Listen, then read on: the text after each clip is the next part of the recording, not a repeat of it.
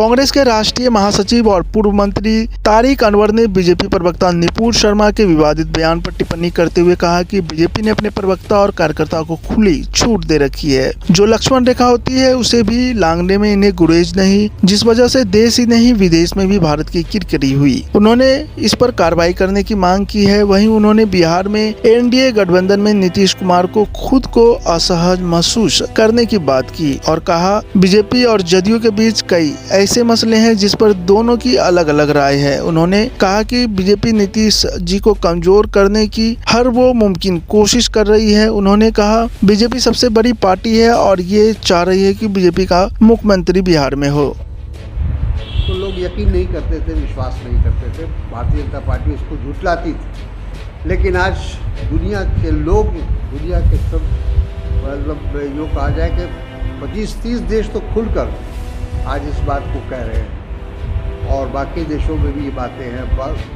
International media ये कह रहा है। तो सवाल ये है कि अब भारतीय जनता पार्टी को उस पर विचार करना चाहिए। मेरी तो यही उनको सुझाव होगा कि अपना वो रवैया बदले और जो देश का एक धर्मनिरपेक्ष और लोकतांत्रिक जो हमारी छवि है उसको बचाने की कोशिश करें। आप दिख रहा है, आप सब लोग इस बात को महसूस कर रहे हैं। अभी जातीय जनगणना को लेकर भी और भी कई ऐसे मुद्दे आए, हाँ,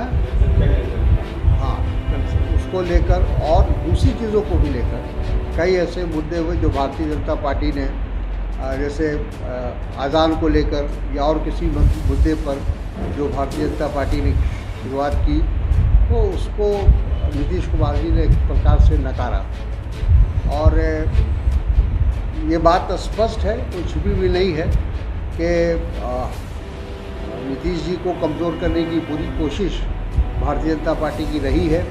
पिछले विधानसभा में भी उनको कमज़ोर करने के लिए चिराग पासवान को इस्तेमाल किया गया था और आगे भी भारतीय जनता पार्टी का ये मानना है कि हम सबसे बड़ी पार्टी हैं तो इसलिए हमारा मुख्यमंत्री होना चाहिए। ये एक जिसको कहा जाए अंतर्द्वंद चल रहा है दोनों पार्टियों के बीच में, ये तो छुपा हुआ नहीं है। मतलब ये कहा जा सकता है एक लाइन में कि सब कुछ ठीक नहीं है एनडीए के अंदर। हाँ, वो है ना भाई कि लक्ष्मण रेखा हर चीज़ की होती है, उसको कोई भी लांघने की कोशिश करेगा तो ये हशर होगा। भारतीय जनता पार्टी ने बिल्कुल अपने प्रवक्ताओं को, अपने समर्थकों को, कार्यकर्ताओं को छूट दे रखी है या रखी थी, यूँ कहा जाए कि जो चाहे तुम बोल सकते हो। और यही कारण है कि जिस प्रकार से जो एक धर्म विशेष के ऊपर हमला हुआ या उनके प्रॉफिट के ख़िलाफ़ जो बातें कही गई, जो